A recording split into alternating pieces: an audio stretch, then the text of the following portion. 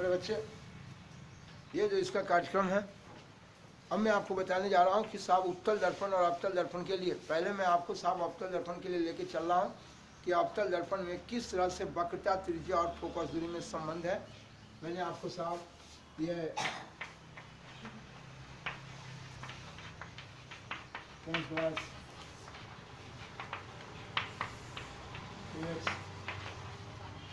आपका ये पार्ट ये है, इसमें आप देखेंगे साहब कि अवतल दर्पण में किस तरह से वक्रता, त्रिज्या और उसके साथ फोकस दूरी में संबंध, हमेशा ये 10th क्लास में क्वेश्चन बन के रहा है कि कैसे आप संबंध स्थापित करेंगे, संबंध स्थापित करके बताएं। हर कंपटीशन में भी ये क्वेश्चन आपको भरे मिलेंगे। हमेशा साहब एक नंबरिया क्वेश्चन है जिसको ऑब्जेक्टिव आप बोलते हैं, तो हमेशा ऑब्जेक्टिव क्वेश्चन आपको एग्जाम में 10th क्लास बोर्ड में श्योर रहना है। एक न एक हमेशा इसका चांसेस रहता है कि रहना है क्या भाई। तो ये देखिए, ये जिस गोला से बना उसका केंद्र वक्रता केंद्र। मैं आपको कहा कि बोलिए इसका उठा हुआ भाग रंग दिए, धंसा हुआ पर किरण जाएगी, ये मेरा अवतल है। दर्पण की चौड़ाई दर्पण का द्वारक है और इसका मध्य बिंदु ध्रुव है। दोनों को मिलाने वाली रेखा प्रधान अक्ष है। सुनते रहिए। और इसका ये देखिए, मैं ये जो फोकस है मैं इसके बारे में आपको पढ़ाया था, कई एक बार से बोल रहा हूँ कि साहब प्रधान अक्ष के समानांतर जाने वाली किरणें, ये देखिए समानांतर जा रही है। प्रधान अक्ष और इधर भी आपके पास और इधर भी आपके पास। बोले या आगे पीछे बढ़ रहा है। बोले ये प्रधान अक्ष के समानांतर जाने वाली किरणें परावर्तन के बाद, लौटने के बाद प्रधान अक्ष के जिस बिंदु पर काटती है, यह कटान बिंदु फोकस है। यह कटान बिंदु फोकस कहिए, मुख्य फोकस कहिए, एक ही बात है। अब रहा सवाल, ये बार बार क्वेश्चन आपके बीच में आएगा क्या भाई। तो ये देखिएगा, दूरी मैं बताया था कि हमेशा दूरी जो मापेंगे वह ध्रुव से। जैसे मैं हमेशा पढ़ाया हूँ, फिर बोलना चाहता हूँ कि संख्या रेखा पर जैसे 0 है और दाएं तरफ जाएंगे तो ये सारे के सारे दूरी प्लस में है और पीछे आते हैं तो सभी की सभी दूरी माइनस में। तो दूरी जिस तरह से जब भी हम कहें कि 2 सेंटीमीटर मापना है तो यहाँ से 1, यहाँ से 2 सेंटीमीटर हुआ, यहाँ से -1, यहाँ से -2, ये 1 सेंटीमीटर, 2 सेंटीमीटर, 3 सेंटीमीटर, हमेशा दूरी को देख रहे हैं। तो 0 से जो भी दाएं तरफ का प्लस में, बाएं तरफ माइनस में। यहाँ भी बताया था कि जो भी बाएं तरफ रहेगा वो माइनस में। और मूल बिंदु जिस तरह से आप कहते थे कि ये साहब आपका 0 है, 1, 2, 3, 4, 5 वगैरह वगैरह रहता है। हम कहें कि 2 सेंटीमीटर मापना है, तो आप 0 से स्टार्ट करेंगे। कहाँ दिमाग है आपका, आप 0 से चलेंगे 2 सेंटीमीटर तक। हम बोले 3 सेंटीमीटर, बोलिए।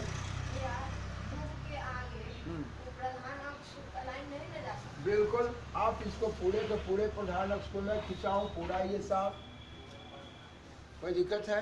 हाँ आइए, अब जानिए कि ये साहब यह आपका जिस तरह से बोले 2 सेंटीमीटर है, 2 सेंटीमीटर मापने के लिए 0 से 1 आए के बाद क्या गए 2, 0 से लेके 3 सेंटीमीटर मापने के लिए 0 के बाद 1, के बाद 2, 2 के बाद 3, तो 0 से कहाँ गए 3। मेरे बच्चे, आपका ये दिमाग काम करना चाहिए कि जब भी दूरी मापते हैं तो हम कहाँ से मापते हैं, 0 से, मूल बिंदु से। बाबू ऊपर ध्यान देंगे। इस जगह पर भी हम दर्पण में हमेशा बताएंगे कि मुझे जो दूरी मापना होगा वह मूल बिंदु से मापेंगे। मूल बिंदु आपका इस जगह पर ध्रुव हो जाएगा। ध्रुव से फोकस तक की दूरी फोकस दूरी और ध्रुव से वक्रता केंद्र तक की दूरी वक्रता त्रिज्या। मैं कहा था कि ध्रुव और वक्रता केंद्र को मिलाने वाली रेखा प्रधान अक्ष है। मैं चल सकता हूँ? जी हाँ। मैं कहना क्या चाहता हूँ, जब लाइन पर बने रहिएगा। यह बताना चाहेंगे आपको, कहता है इसके बारे में मेरे बच्चे कि साहब ये अगर साहब ध्रुव से लेके फोकस तक की दूरी अगर आपका 10 सेंटीमीटर है तो ध्रुव से लेके वक्रता केंद्र तक की दूरी वक्रता त्रिज्या यानी 10 है, तो ये टोटल कितना हो जाएगा 20। यानी मेरे बच्चे दूरी जो है ये फोकस दूरी को छोटका f से लिखेंगे, छोटका f से। और ये जो आपका वक्रता त्रिज्या है, वक्रता फोकस को बड़ा f से यहाँ लिखे है, फोकस बिंदु है ये, फोकस मुख्य फोकस बिंदु। आइए मेरे बच्चे, यह आपका फोकस दूरी जो है ये आपका देखिए फोकस दूरी 10 सेंटीमीटर है, यह प्लस में नहीं मेरे बच्चे, ये प्लस नहीं है। आप जानते हैं कि ये दूरी ये ध्रुव से कहाँ है, बाएं तरफ, यह ध्रुव से बाएं तरफ, इसलिए यह कौन सी में लेंगे। खैर माइनस प्लस आएंगे न्यूमेरिकल बनाते वक्त, इनकी जरूरत पड़ेगी। अभी मैं सिर्फ आपसे कहना चाहता हूँ कि अगर साहब ये फोकस दूरी 10 सेंटीमीटर प्लस 10 सेंटीमीटर है तो वक्रता त्रिज्या, ये वक्रता त्रिज्या 10 और 10 कितने हो जाएंगे। अगर ये 10 सेंटीमीटर पर है तो वक्रता त्रिज्या इनके कितने हो जाएंगे।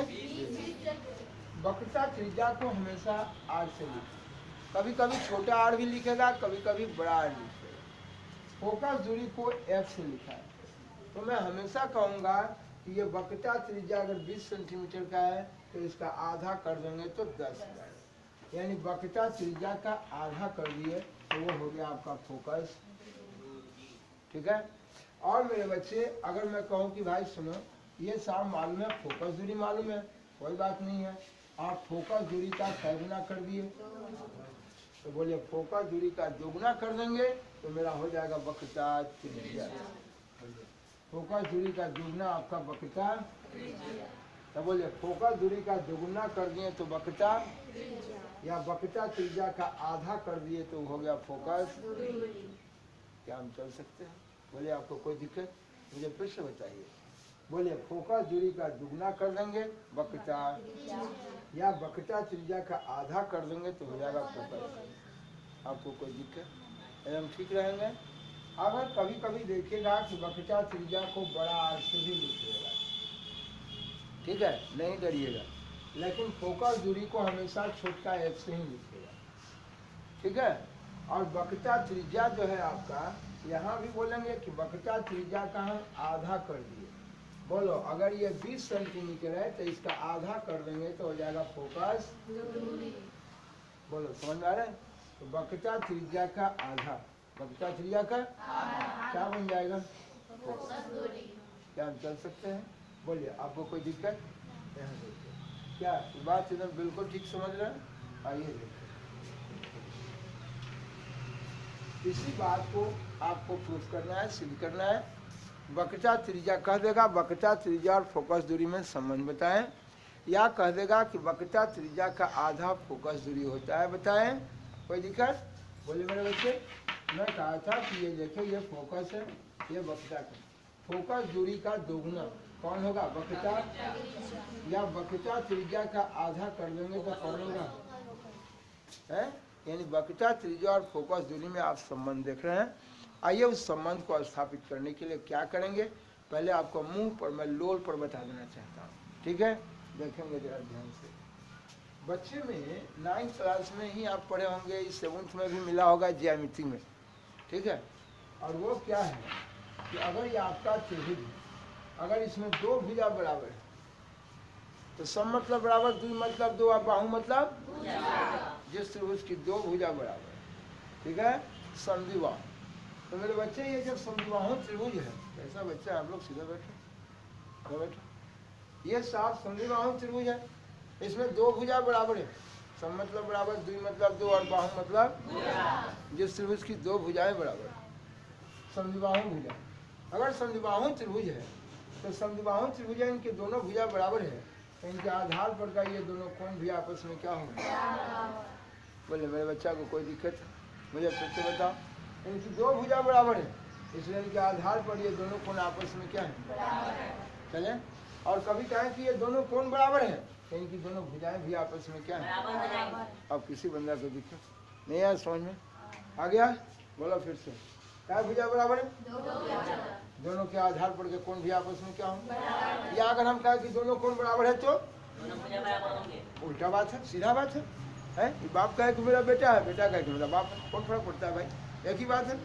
मैं चल सकता हूँ जी। देखिए लड़के, देखिए इसको हम सिद्ध करने के लिए क्या लिखता हूँ, लाइन पर बने रहिएगा, सवाल आपके बीच में डाल रहा हूँ, देखिएगा ध्यान से। यह लिखा फोकस दूरी और वक्रता त्रिज्या, लिखते चलिए, क्वेश्चन लिखिए।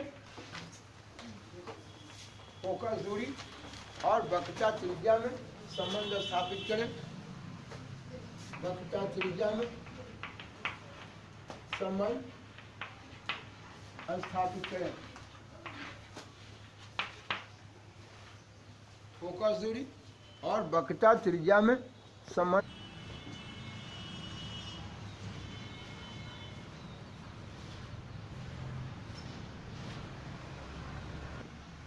मेरे बच्चे सवाल देखिए, ये पूछने का तजुर्बा।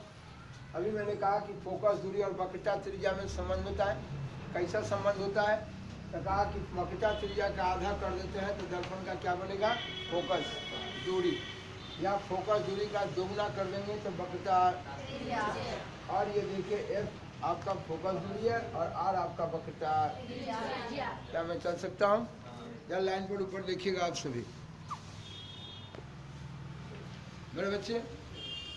सबसे पहले जब क्वेश्चन आ जाता है कि भाई फोकस दूरी और वक्रता त्रिज्या में संबंध स्थापित करें, यही क्वेश्चन नहीं, कोई भी चीज़ का प्रूफ मांगता है या क्वेश्चन बच्चे के बीच में आता है तो उसको ये समझ में नहीं आता है कि इसको सिद्ध कैसे करना है, कहाँ से स्टार्ट करें, और वही इसके समझ में नहीं आता है।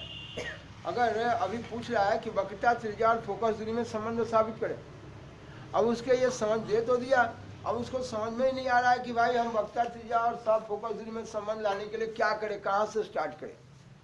हैं जैसे आप पूजा कराने चलते हैं तो साहब सबसे पहले पंडित जी आते हैं तो कहते हैं करो भाई श्री गणेशाय नमः ना, भगवान की पूजा करना है साहब, कुछ भी करना है तो सबसे पहले गणेश भगवान जी को प्रणाम करते हैं ना। लेकिन साहब ठीक उसी प्रकार से साहब अब हमारे मुसलमान भाई हैं तो कहते हैं बिस्मिल्लाह बोलते हैं, और हमारे हिंदू भाई हैं तो कहते हैं साहब गणेशाय नमः बोलते हैं, साहब ओम बोलते हैं, नहीं ओम बोलते हैं, ओम पहले भगवान का नाम लेते हैं साहब। अब चलते हैं तो मेरे कहने का मतलब यहाँ मेरे बच्चे जानते ही नहीं है, आपको जो पूजा करना है उसके बारे में मालूम ही नहीं है कि हम कहाँ से स्टार्ट करें। यही बच्चों में सबसे बड़ी गड़बड़ी होती है। बच्चे अपने आत्मा से ये पूछो, अपने को कबूल करो कि भाई मुझे जो पढ़ना है, मुझे जो साहब लेके चलना है, सिद्ध करना है, उसके लिए मुझे कहाँ से स्टार्ट करना है। यह हमेशा आपके दिमाग में उभरना चाहिए, तभी आप पढ़ सकते हैं। जैसे ये क्वेश्चन कहता है कि अवतल दर्पण के लिए वक्रता त्रिज्या और फोकस दूरी में संबंध लाना है, तो पहले आप अवतल दर्पण के लिए वक्रता त्रिज्या और अवतल दर्पण के लिए फोकस दूरी इकट्ठा करो।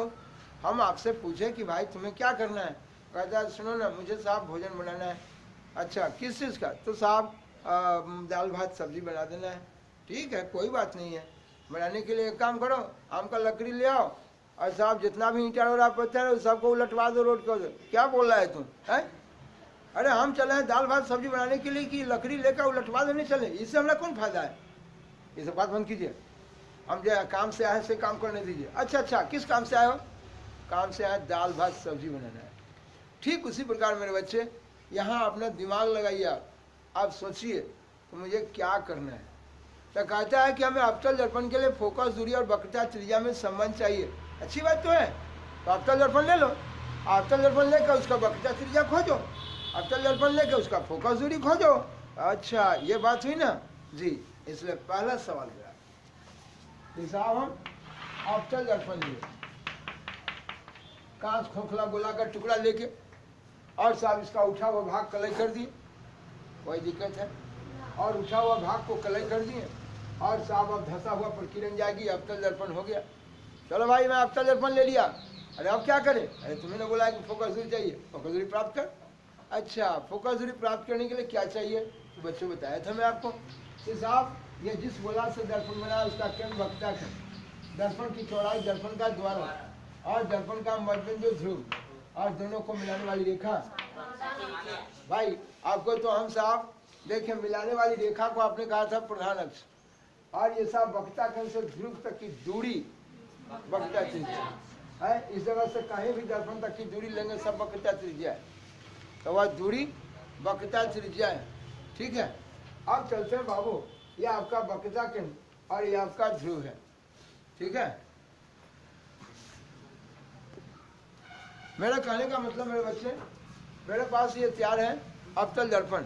आपको कोई नहीं कहा था, आपको तो अवतल दर्पण के इनका फोकस दूरी और वक्रता त्रिज्या में समझ मांगे थे, तो फिर आप क्यों फोटो बना रहे हैं? अरे भाई अवतल दर्पण रहेगा तब तो उसकी वक्रता त्रिज्या लेंगे, तब तो उसकी फोकस दूरी लेंगे। ठीक है वक्रता त्रिज्या तो वक्रता केंद्र से ध्रुव को मिलाने वाली रेखा वक्रता त्रिज्या। अच्छा और कुछ चाहिए? बिल्कुल आपने बोला है कि फोकस दूरी में संबंध लाना है, इसलिए बैठ के पहले हमें फोकस दूरी तैयार करना फोकस दूरी लाने के लिए मैंने कहा कि देखो ये प्रधान अक्ष को और भी इधर ले जा सकते हैं।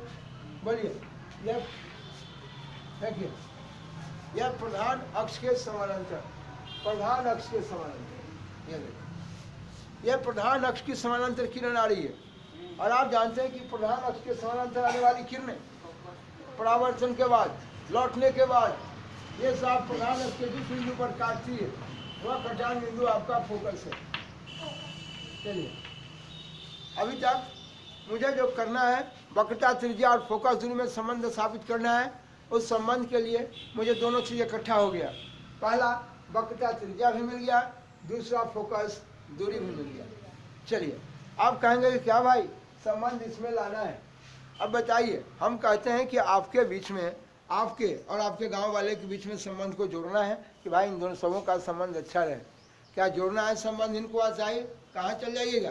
काठमांडू, एक आदमी काठमांडू चल जाइए, गांव के लोग साहब हावड़ा चल जाए, बोले कभी संबंध बन पाएगा? नहीं। सबों को ला कर सोचना है कैसे संबंध होगा। तो कहा मेरे बच्चे, इसमें किस तरह से वक्रता त्रिज्या में और ये फोकस दूरी में संबंध दिखाने के लिए हम क्या काम करने जा रहे हैं और क्यों करेंगे, इसका जवाब मैं दूंगा आपको। जी, ऐसा नहीं सोचना है कि टीचर कहते ऐसे कर दिए, एक बाद ऐसे कर दिए हो जाते, नहीं। मैं जवाब दूंगा कि मैं कैसे सोचता हूँ और मेरा बच्चा कैसे सोचेगा कि मैं ये काम क्यों करूंगा।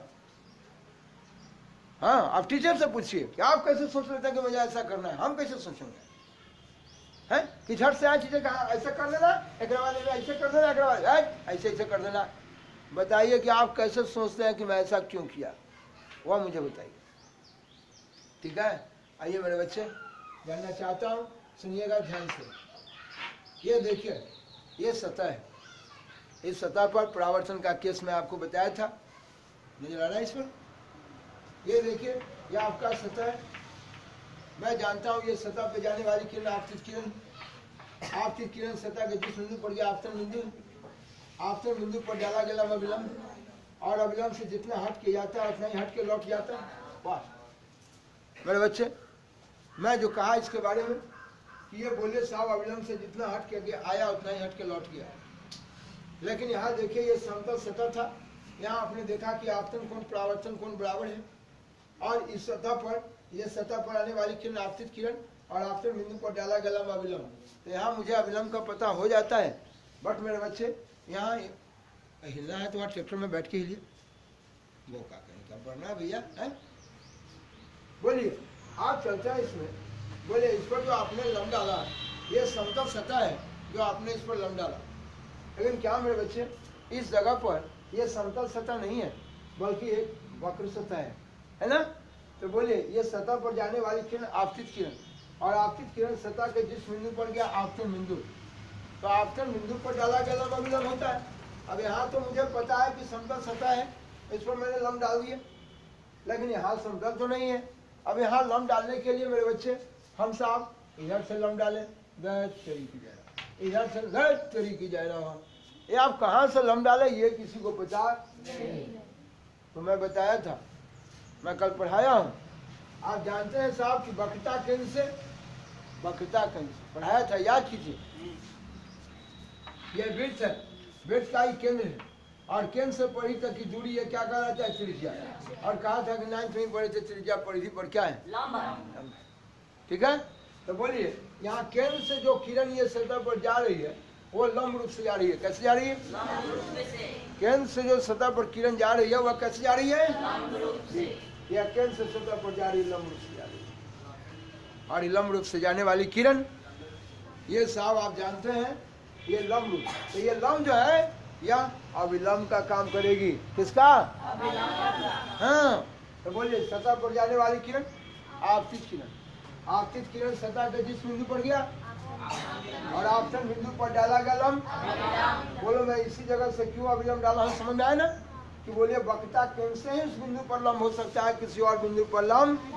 बोलिए, वक्रता केंद्र से ही दर्पण के सतह पर जहाँ भी खींचेंगे वो सब लंब रूप से जाएगा। चले, कहीं और से नहीं। क्या मेरे बच्चे को कोई दिक्कत? आइए, इस प्रकार मैंने क्या देखा बाबू कि लंब डाल दिए, तो सतह पर आने वाली किरण आपतित किरण, आपतित किरण सतह के जिस बिंदु पर आपतन बिंदु, आपतन बिंदु पर डाला गया लंब अविलंब। बोलिए अविलंब और आपतित किरण के बीच का कोण है आपतन। आपतन कोण है। आपतन कोण को आई से लिखा है, ठीक है। ये आप देखिए, ये आपका अविलंब है और ये परावर्तित किरण, ये लौटने वाली किरण है। तो बोले ये अविलंब और परावर्तित किरण के बीच का कोण है ये परावर्तन कोण है, परावर्तित कोण नहीं बोलेंगे। और ये बोले ये कितना दिन से बुका रहा हूं, ध्यान दीजिए। बोले ये सब अविलंब और ये परावर्तित किरण, लौटने वाली किरण, इन दोनों के बीच का कोण परावर्तन कोण। ये बोलिए आपतन कोण परावर्तन कोण आपस में क्या है। आप कहेंगे कि आपका बात ही हमें समझ में आ रहा है कि बताइए। आप तो हमको बताए थे कि हम आपको जवाब देंगे कि साहब हम फोकस दूरी और वक्रता त्रिज्या में संबंध लाने के लिए हम साहब कोई काम क्यों करेंगे। जवाब कहाँ दिया, अब आप तो सीधे पढ़ा रहे हैं। नहीं, मैं जवाब ही देने जा रहा हूँ।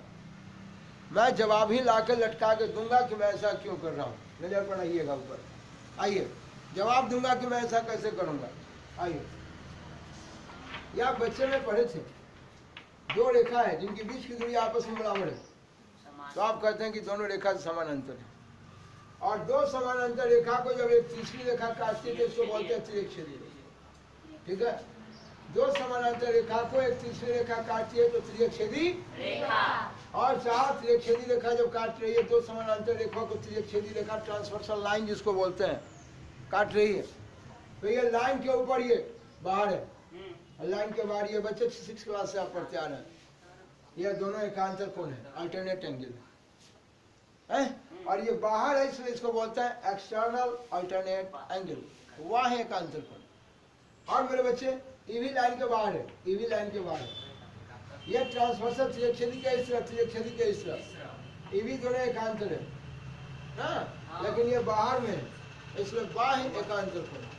चले मेरे बच्चे, ये देखते हैं, ये लाइन के अंदर ये और लाइन के अंदर ये, ठीक है। बोले त्रिज्यछेदी के इस तरफ यानी ट्रांसवर्सल के इस तरफ और इस तरफ दोनों एकांतर है। और ये एकांतर कोण आपस में क्या होते हैं। अब जब समानांतर रेखा खींचते हैं, जो समानांतर रेखा को एक त्रिज्यछेदी काटती है, देखिए इसके लाइन के अंदर भी और ये दोनों अल्टरनेट एकांतर एंगल, लेकिन ये अंदर में इसलिए इंटीरियर अल्टरनेट एंगल। कोई दिक्कत? तो मैं अगर बोलो कि दो समानांतर रेखा को त्रिज्यछेदी रेखा काटती है तो एकांतर कोण आपस में क्या होते हैं, बराबर होते हैं। काम चल सकते हैं, लाइन पर बनी हुई है, ऊपर ताकिएगा। ये जानना है मेरे बच्चे, कहें कि आप ऐसा क्यों कर रहे हैं, हमारा समझ में नहीं आ रहा है। हम तो बोले थे कि फोकस दूरी वक्रता त्रिज्या में संबंध निकालिए, तो फिर ये करने से क्या फायदा। संबंध ला रहा हूँ, देखिएगा कैसे, तुरंत मिल जाएगा आपको। ये बोलिए अभी आपने बोला है कि ये प्रधान अक्ष के समानांतर, बोले एक किरण खींचे, और ये प्रधान अक्ष के समानांतर किरण क्यों लिया, कैसे जाने, काहे लिया। इसलिए कि हम प्रधान अक्ष को पढ़ाए हैं आपको कि प्रधान अक्ष के समानांतर किरण लेंगे तभी वो परावर्तन के बाद प्रधान के जिस बिंदु पर कटेगा वो कटान बिंदु लिया। बोलिए आपको फोकस दूरी या वक्रता त्रिज्या में संबंध लेना है तो पहले प्रधान अक्ष के समानांतर नहीं लेते तो क्या फोकस दूरी प्राप्त होती। तो पहला काम कि आपने प्रधान अक्ष के समानांतर क्यों लिया। चले दूसरा काम, लाइन पर बने रहिएगा। मैं जानता हूँ कि साहब सतह पर जा रही है, आपतित हो रही है, आपतन बिंदु पर ही डाला गया लंब अविलंब, लेकिन आपने अविलंब क्यों खींचा, बच्चे कैसे जानेंगे, मैं कैसे सोचूंगा कि मैं इस पर अविलंब लूं। जी याद करना होगा टीचर की बात कि हाँ हम लिख दिए हैं, बच्चे याद रखना है नहीं। बताइए टीचर कैसे आप काम किए, काहे लंब डाले। और मेरे बच्चे जवाब देता हूँ, इसलिए लंब डाले कि देखो लंब डालने पर, क्योंकि मैं जानता हूँ वक्रता के से लंब है, अपना लंब डाल दिए। और लंब इसलिए डाले हैं, ये देखिए लंब डालने पर ये आपतन कोण परावर्तन कोण दोनों आपस में क्या होगा, एक तीर से दो निशान होगा, कैयक निशान, दो ही नहीं कैयक। यहाँ देखिए ये रेखा प्रधान अक्ष के ये किरण जो जा रही है वो प्रधान अक्ष के समानांतर जा रही है। और आप पढ़े कि दो समानांतर अभी बताए थे कि ये रेखा और ये समानांतर को एक त्रिज्यछेदी काटेगी तो ये कोण और ये कोण साहब एकांतर कोण आपस में क्या है, बराबर हो जाएंगे। वाह, त्रिज्यछेदी के इस तरफ और इस तरफ दोनों अल्टरनेट एंगल आपस में एकांतर कोण आपस में क्या है। अगर ई आई है तो ये भी क्या है, आई रहेगा। मेरे बच्चे को मैं पहले लोल पर बोलना सिखा दूंगा और तब मैं इसको लिख दूंगा, ठीक है। आइए मेरे बच्चे, क्या एक साफ प्रधान अक्ष के समानांतर जाने से मुझे क्या फायदा हुआ, सोचो। पहला फायदा कि मुझे फोकस की प्राप्ति हो गई। फोकस दूरी चाहिए, फोकस प्राप्त होगा तब ना ध्रुव से फोकस तक की दूरी कहलाएगी फोकस दूरी। बोलिए कोई दिक्कत? दूसरा सवाल, साहब ये फोकस दूरी भी मिल गया, अब रहा कि साहब ये अविलंब इसलिए खींचे थे कि ये दोनों कोण बराबर हो जाएगा, आपतन कोण परावर्तन कोण बराबर होगा और बराबर होगा, और ये दो समानांतर रेखा को एक तिरछेदी रेखा ही काटने का काम कर रही है, जिसके कारण ये एक एकांतर कोण आपस में क्या हो जाएगा, यानी जो ये दोनों कोण बराबर था, अब ये देखिए ये दोनों कोण बराबर देखें। कहें कि आप समझाना क्या चाहते हैं? समझाना चाहते हैं फोकस दूरी में आप वक्रता त्रिज्या में संबंध, तो कहा कि इसको कहना बराबर किए, जवाब दे देता हूँ, तुरंत मिल जाएगा जवाब। आप बोलिए साहब इसके बारे में, ये जो आपका फोकस दूरी है और ये वक्रता त्रिज्या है, यहाँ फोकस से लेके यहाँ तक की जो दूरी है ये कोई दूरी नहीं है, कोई दूरी, लेकिन हमको चाहिए टोटल वक्रता त्रिज्या में आई फोकस दूरी में संबंध चाहिए है। तो आप जानते हैं अगर एक त्रिभुज में ये दोनों कोण बराबर है, देखिए ये दोनों कोण बराबर है, सी इसका नाम कुछ मान लेते हैं एम, सी एम एफ, इस त्रिभुज में दो कोण बराबर है तो इनकी दोनों भुजाएं आपस में क्या है, एक तरह का चिन्ह मार दिया, अब समझ गया कि बराबर है, ज्यामिति से ही पढ़ते आ रहे हैं, फिर मिलेगा आपको। बोले दो कोण बराबर है तो इनकी दो भुजा हाँ। अब कहते हैं कि भाई दो भुजा बराबर है, ये बराबर करने से क्या फायदा हुआ है, इसको सोचो, देखते रहना, ठीक है जी। जो किरण, यह किरण यहाँ जा रही है, हो सकता है कि यह किरण बिल्कुल एकदम करीब प्रधान अक्ष के एकदम करीब होके जाए, बोलो कोई दिक्कत? जो किरण प्रधान अक्ष से इतनी दूरी पर से गई है, हो सकता है कि ये जाने वाली किरण बिल्कुल ये प्रधान अक्ष के बिल्कुल करीब होके जाए, बोले कोई दिक्कत? ठीक है, वही इसीलिए मेरे बच्चे मैं कहूंगा यदि m जिस समय m किसके निकट हो, p के निकट, m किसके निकट हो जाए, तब उस समय mf, ये देखिए m है ना, mf, अब mf यहाँ नहीं होगा, ये m किसके निकट आ गया, यानी mf और pf ये लगभग आपस में क्या है, इसलिए बराबर है कि चूंकि मैं छोटे द्वारक के लिए बात कर रहा हूं, कौन द्वारक, दर्पण की चौड़ाई द्वारा, कोई दिक्कत? बोले मैं छोटे द्वारक के लिए बात कर रहा हूं, इसीलिए बोले साहब ये एमएफ और पीएफ लगभग आपस में बराबर है, ठीक है जी। फिर से बोलिए लाइन पर, कहें कि बराबर करने से आपको क्या फायदा, क्यों फायदा हुआ, जवाब साफ साफ झलक रहा है। बोलिए, पहले आपने इसको बराबर देखा था, अब ये एमएफ ना कह के आप क्या बोलिएगा, पीएफ, लोल पर बोलना सीख बाबू। अब ये पीएफ और सीएफ आपस में क्या हो गया, मेरे बच्चे ये पीएफ बराबर हो गया सीएफ, लेकिन मेरे बाबू मुझे पीएफ चाहिए, लेकिन ये देखो ये सीएफ नहीं चाहिए, क्यों डरता है? अभी जब तुम बोल रहे हो कि दोनों आपस में क्या हो, हम तुमसे पूछे कि बाबू तुम्हारे पास कितना पैसा है, तो तुम कहोगे 50 पैसा, हम कहेंगे नहीं 50 पैसा नहीं है बाबू, तुम्हारे पास 1/2 रुपया है, लो छड़ी की जाएगा, वही बात है ना, 50 पैसा कहिए चाहिए 1/2 भैया। बोले मेरे बच्चे अब हम सीएफ नहीं बोलेंगे, क्योंकि आपने कहा कि ये दोनों आपस में क्या है, और ये उठ के यहाँ चला आया, कब, जब ये जो किरण यहाँ गई है, अब ये साहब हो सकता है कि बिल्कुल एकदम करीब होके जाए, तो एम बिल्कुल किसके निकट आ जाएगा, उस समय ये एमएफ और पीएफ लगभग आपस में क्या हो जाएगा। तो बोलिए पहले आपका बराबर था, एमएफ किसके बराबर था, अब एमएफ सीएफ के नहीं, किसके बराबर हो गया, अच्छा ये देखिए सीएफ और सीएफ आपस में बराबर हो गया, देखिए ये जानते हैं यह एमएफ और सीएफ आपस में बराबर था, है ना। अब हम यहाँ देखिएगा ये सीएफ लिखे, क्या लिखे, हाँ, अब एमएफ नहीं लिखिएगा, नहीं लिखिएगा ना, कहला मन करेगा हमारा लाना क्या है, सरस हमारा लाना वक्रता त्रिज्या है, तो हम ये एमएफ जो है किसके बराबर है, लगभग पीएफ के। अभी आपने कहा कि समद्विबाहु होने के कारण एमएफ और ये सीएफ आपस में क्या है, एमएफ, जहाँ हम सीएफ को ले कहला, ताकि ये प्रधान अक्ष पर की दूरी है, तो बोलिए ये दोनों आपस में क्या है? बराबर। ई एक लगभग बराबर है। इसका मतलब कि ये पी एफ और सी एफ आपस में क्या हो गया? बराबर। अब आप सी एफ जो बोल रहे हैं तो सी एफ नहीं बोलिए, ये सी एफ किसके बराबर हो गया? पी एफ के। किसके बराबर हुआ?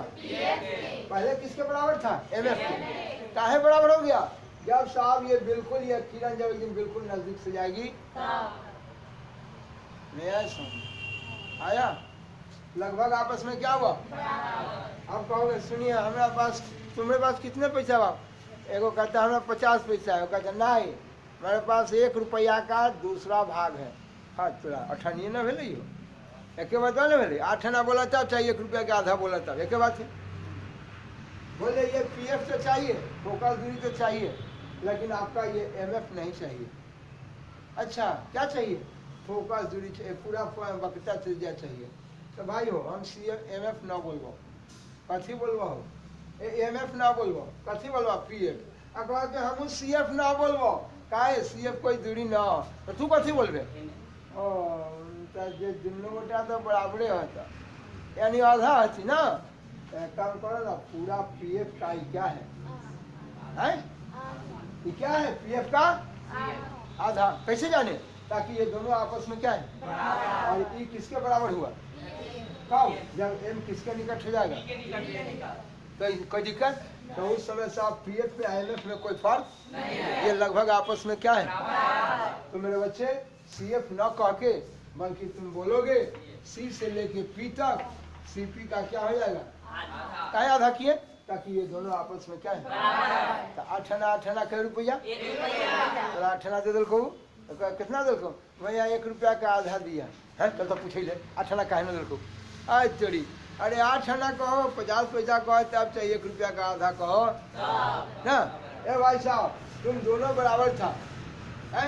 बोलो ये पी एफ सी एफ के बराबर था, तो सी एफ काहे न रह दिला? कि सी एफ कोई दूरी नहीं है, तो उसको दूरी में बदलना है। इसलिए मेरे बच्चे सी एफ नहीं कह के पूरे पी एफ का क्या कहें? आधा, ताकि हम देख चुके हैं कि ये दोनों आपस में क्या है?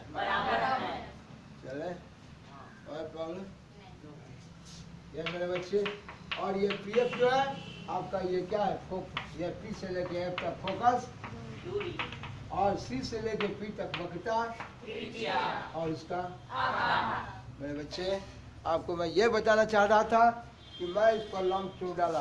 बोले अगर लंब नहीं डालते ये दोनों कोण बराबर होता? नहीं होता। ये कोण उसके यहाँ नहीं आता है, दोनों कोण बराबर नहीं, तो दोनों भुजा होता बराबर नहीं। और दोनों भुजा बराबर हो गया और तब ना कहा कि ये किरण यहाँ ना आके बिल्कुल करीब आएगी, तो ये पी एफ और पी एम आपस में क्या हो जाएगा? ये पी एफ और एम एफ आपस में क्या होगा? बराबर होने का नतीजा जानते हैं कि पहले ये इसके बराबर था, क्या है? ताकि दोनों कोण आपस में क्या है? अभी ये अभी दोनों बराबर ना होके बल्कि ई दोनों आपस में क्या हो गया? कब? जब एम किसके निकट हो? वाह, उस तरह से एफ एम में और पी एफ में कोई फर्क नहीं रहा, क्योंकि हम छोटे द्वारा के लिए बात कर रहे हैं। कोई दिक्कत? वाह, समझ में नहीं आया? तो बोलिए साहब, अगर हम फिर से सुनिएगा मेरा जवाब कि मैं ऐसा क्यों किया, लाइन पे बने रहिएगा।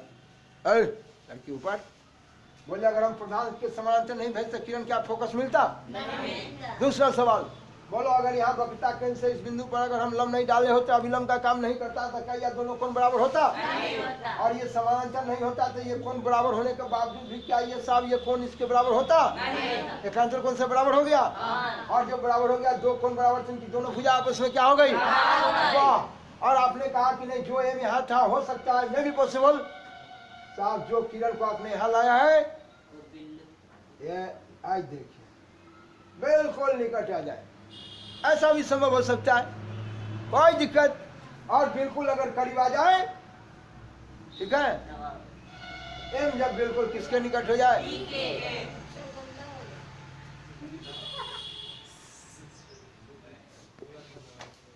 मेरे बच्चे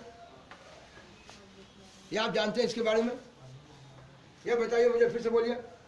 अगर मैं प्रधान अक्ष के समानांतर नहीं लेता तो बोलिए क्या ये साफ फोकस की प्राप्ति होती? नहीं। अगर मैं प्रधान अक्ष के समानांतर नहीं लेता तो मुझे फोकस की प्राप्ति नहीं होती। दूसरा, अगर इस पर लंब नहीं डालते तो साफ लंब नहीं डालते दोनों कोण बराबर नहीं होता। और इस समानांतर है, लम डाल दिए तो ये कोण उठ के यहाँ चला आया एकांतर कोण से। कौन कौन से? और ये दोनों कोण बराबर है तो दोनों भुजा आपस में क्या है? तो आपका दिमाग काम कर गया कि अगर मेरे बच्चे, अगर इस पर हम अभिलंब नहीं लेते तो मेरे बच्चे ये दोनों कोण यहाँ उठ गए और समानांतर नहीं आता तो कभी नहीं आता। सबका कारण समझ में आ रहा है? नया नया पढ़ रहे हैं, इसको रियाज करना होगा, लेकिन कारण समझ में आ रहा है कि किसके कारण से क्या हुआ। अब ये दोनों भुजा बराबर हो गया। अब ये दोनों बराबर है तो साहब हमने कहा कि नहीं, एम बिल्कुल किसके निकट हो? पी के निकट होगा तो एम एफ और पी एफ आपस में क्या हुआ? ये आपको करने से कौन फायदा? तो चूंकि आपको दूरी में संबंध दिखाना है, ये फोकस दूरी और वक्रता, यहाँ में बुकवा में एकरा में संबंध है। एक बुका के संबंध से मेरा कौन मतलब? ये तो मुझे प्रधान अक्ष पर चाहिए। इसलिए मेरे बच्चे, हम साहब ने कहे कि जो किरण यहाँ पर थी, जो बिंदु यहाँ चला गया था, हो सकता है ये एम यहाँ पर नजदीक आ जाए। कब आएगा? तो जब ये किरण, आने वाली किरण बिल्कुल इसके करीब आएगी। समझे? इसीलिए कहा कि साहब यदि एम किसके निकट हो, ताकि ये एम एफ और पी एफ लगभग आपस में क्या हो जाएगा? तो एकरा से एकरा में संबंध नहीं, बल्कि एकरा से ये, ठीक है? तब जाकर मैं ये सी एफ नहीं चाहिए, हमरा पीसी का ये क्या है? आज, क्योंकि दोनों बराबर हो गया। अब हम सी एफ नहीं चाहिए, हमको तो साफ वक्रता त्रिज्या चाहिए, तो हम सी एफ न बोल के बोलेंगे वक्रता त्रिज्या का। मेरे बच्चे को कोई दिक्कत नहीं? जवाब समझ में आया? मैं इससे उसको साफ साफ फिर से लिख के आपको समझाना चाहता हूँ बाय ज्योमेट्री, और समझा के तब इसको मैं साफ फिर देता हूँ करके देखेंगे। मेरे बच्चे, फोकस दूरी और वक्रता त्रिज्या में संबंध अवतल दर्पण के लिए मुझे दिखलाना है। अभी तक जितना प्रोग्राम आपने देखा, आपको मुंह पर मैं बोलना सिखाया हूँ, उसी चीज़ को यह लिख के आपको मैं देता हूँ ताकि मेरे बच्चे इसका अध्ययन करेंगे।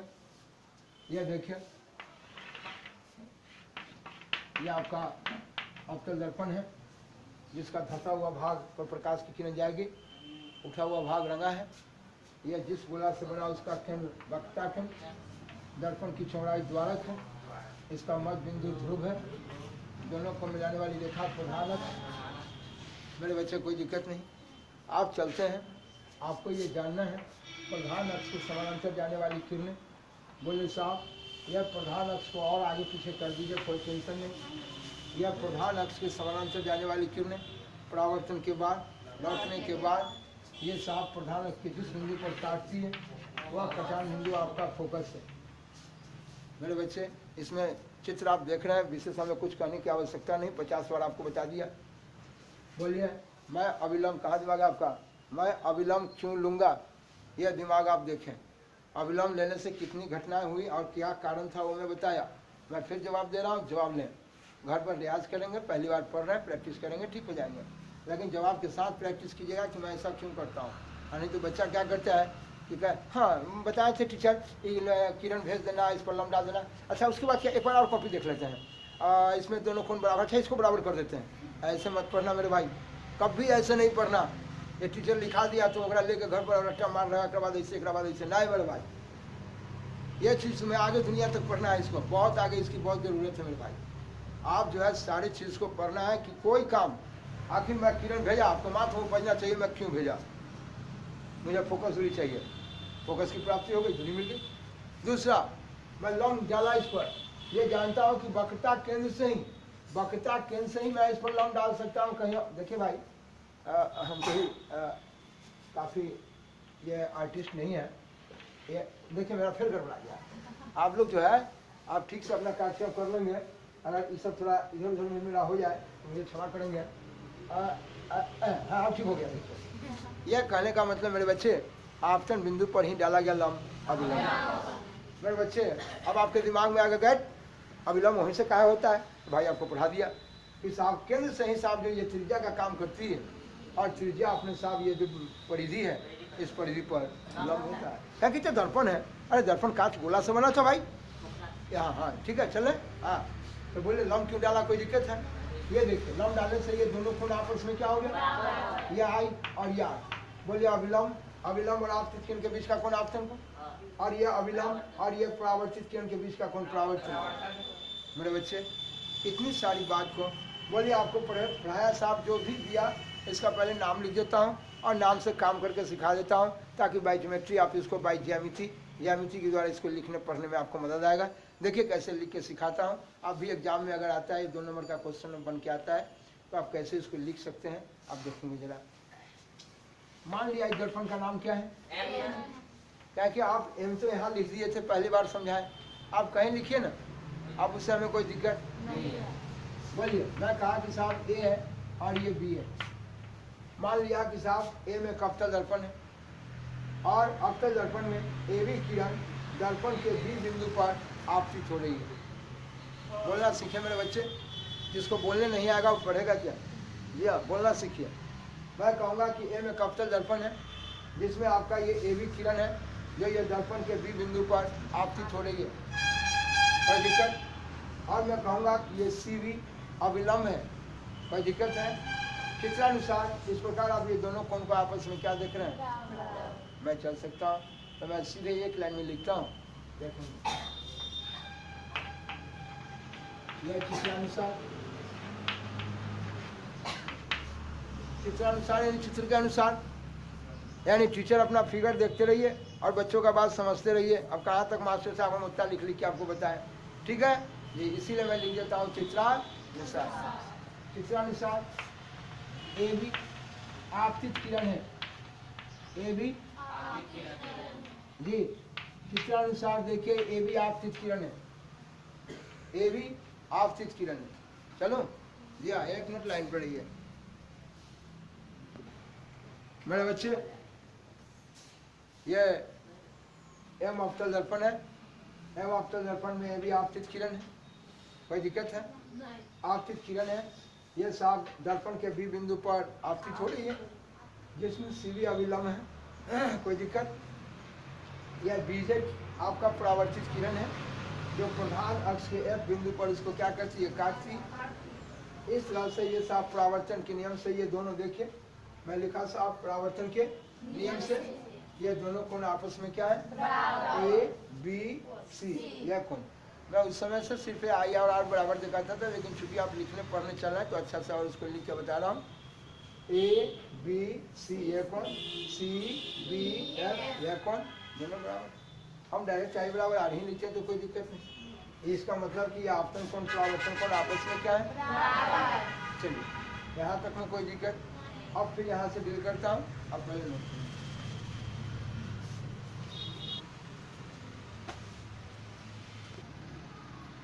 मेरे बच्चे, ये देखिए यहाँ पर मैंने कहा कि ए बी आपतित किरण है और आपतित किरण परावर्तन के बाद ये बीजेड किरण बन के एफ बिंदु पर काटती है और जानते हैं कि इस बिंदु पर डाला गया लंब अविलंब है, इसलिए साहब ये दोनों कोण आपस में बराबर है। लंब में साहब ये वक्रता केंद्र से ही डाला हूँ ना, क्योंकि ये त्रिज्या का काम करेगा। अब बताइए दोनों कोण बराबर है, आप जानते हैं दोनों कोण बराबर। यहाँ ये 2 रेखा समानांतर है, ये त्रिज्या का काम कर रही है, इसलिए ये दोनों कोण आपस में क्या हुआ? और इस तरह से ये जब 2 कोण बराबर है, देखिए यही मैं लिखा हूँ कि ये दोनों कोण बराबर हो गए। ये एकांतर कोण से बराबर हुआ है क्योंकि ये और ये रेखा समानांतर है, ये रेखा और ये रेखा समानांतर है। ये आने वाली किरण प्रधान अक्ष के समानांतर है और ये त्रिज्या का काम करती है, ट्रांसवर्सल लाइन है, ये ट्रांसवर्सल लाइन है जिसके कारण ये दोनों कोण आपस में क्या है? तो 2 समानांतर रेखा को, ये रेखा और ये समानांतर रेखा को त्रिज्या काटती है, इसलिए एकांतर कोण आपस में बराबर है। और जब ये एकांतर कोण बराबर है, ठीक है, और ये पहले से बराबर था, ये आपतन परावर्तन, और ये इसके बराबर हो गया, यानी ये दोनों बराबर हो गया और ये दोनों बराबर हो गया तो हम ज्यामिति से क्या कहें? C B F. देखिए एक समद्विबाहु त्रिभुज है, एक समद्विबाहु है। ये त्रिभुज का चिन्ह बना दिया, ट्रायंगल का चिन्ह बना दिए, त्रिभुज नाली के त्रिभुज का चिन्ह बना दिया। ये साथ सी बी एफ एक समद्विबाहु त्रिभुज है और समद्विबाहु त्रिभुज की दोनों भुजा आपस में बराबर होती है। लेकिन चूंकि मुझे संबंध कहाँ लाना है साहब, हमें साहब संबंध लाना है फोकस दूरी में और वक्रता त्रिज्या, तो ये फोकस दूरी तो यहाँ पर है, इसीलिए मैं कहूँगा कि ये भी किरण जो यहाँ पर आपतित हो रही है बी बिंदु पर, यहाँ ना आपतित होके यदि यह साहब बी बिल्कुल किसके निकट हो, या ऐसा कब होगा? तो जब जो ये भी किरण जो यहाँ आ रही है वो ये भी किरण बिल्कुल करीब है, एकदम प्रधान अक्ष के बिल्कुल सत्य है, तब ना बी यहाँ पर होगा। तो मैं कहूँगा कि यदि बी किसके निकट हो, अब पहले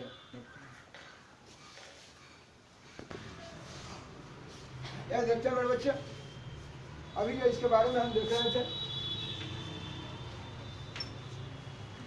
देखिए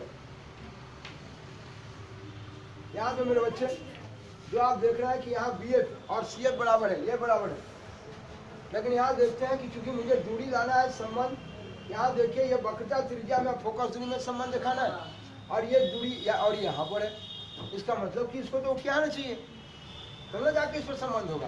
तो मैं क्या कहूँगा कि जो AB यहाँ आ रही है वह यहाँ ना आके बिल्कुल एकदम P के करीब है, यानी AB किरण जो यहाँ है वो अगर बिल्कुल इसके सटे आए ना तो B किसके निकट हो जाए, यही कहूँगा जब B P के निकट हो।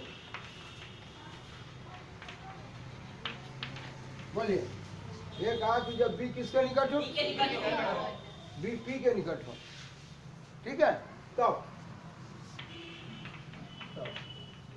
ये BF और PF में कोई फर्क नहीं है, BF लगभग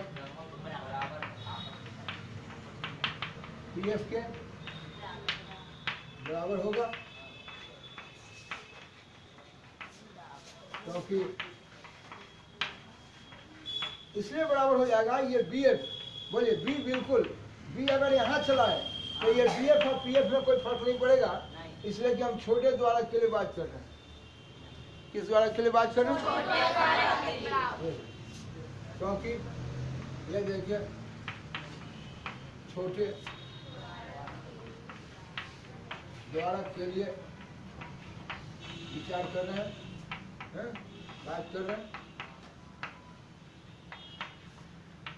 छोटे द्वारा के लिए बात कर रहे हैं, इसीलिए साहब B यदि P के निकट होगा तो ये BF में और PF में कोई फर्क नहीं होगा, यानी BF यहाँ नहीं होके यहाँ होगे, लगभग बराबर होगी।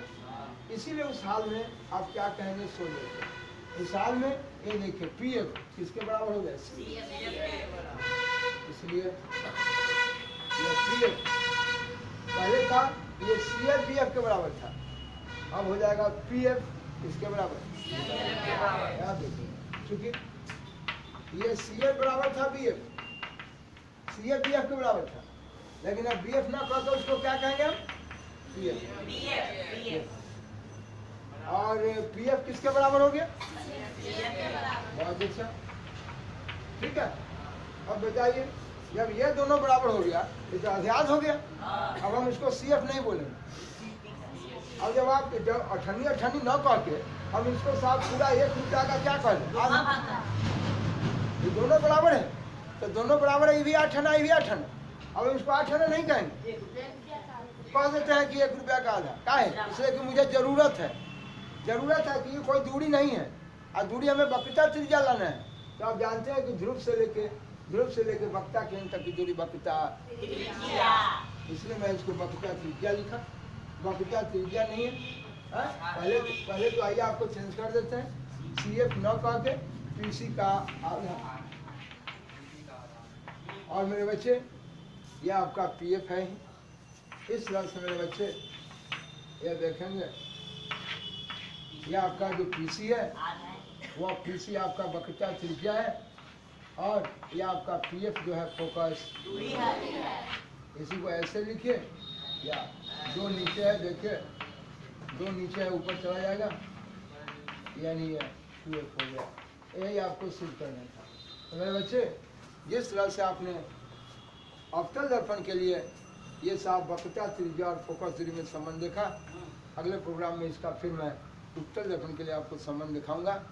इस तरह से अगर आपको इसके कमेंट में कहीं भी आपको दिक्कत हो, लगे कि नहीं भाई इसका एक्सप्लेनेशन दिक्कत दे रहा है, तो आप बिल्कुल कमेंट करेंगे, बात करेंगे, और लगे किसी बिंदु पर आपको जगह में क्यों का जवाब न मिले कि ऐसा क्यों किया गया, तो बेहिचक आप कमेंट करेंगे, थोड़ा भी नहीं हिचकिचाएंगे, हर सवाल का जवाब मिले तब इसे पढ़िएगा, अगर जवाब न मिले तो आप नेगलेक्ट कर दीजिए इसको, नहीं जवाब मिले तो बहुत ही शानदार समझ के इसको पढ़िए, और पूरा पढ़िए, वीडियो पूरा समझिए और देखिए ही नहीं, जो अधूरा जहाँ तहाँ से देख लिया, नहीं समझ आता छोड़ो, नहीं, मेरी एक एक बात को समझाया गया चीज़ को आप समझने का प्रयास कीजिए। मैं अपनी भाषा में बिल्कुल इसको एक्सप्लेन करना चाहता हूँ, टूटी फूटी भाषा में, अब बच्चों के हमेशा मैं सरल रूप में इसको दे रहा हूँ, अगर आपको कहीं दिक्कत हो तो बात करेंगे। और अच्छा लगे तो जो करते हैं हमेशा के लिए लाइक सब्सक्राइब करते रहें, और नहीं तो छोड़ देंगे, नहीं छोड़ेंगे।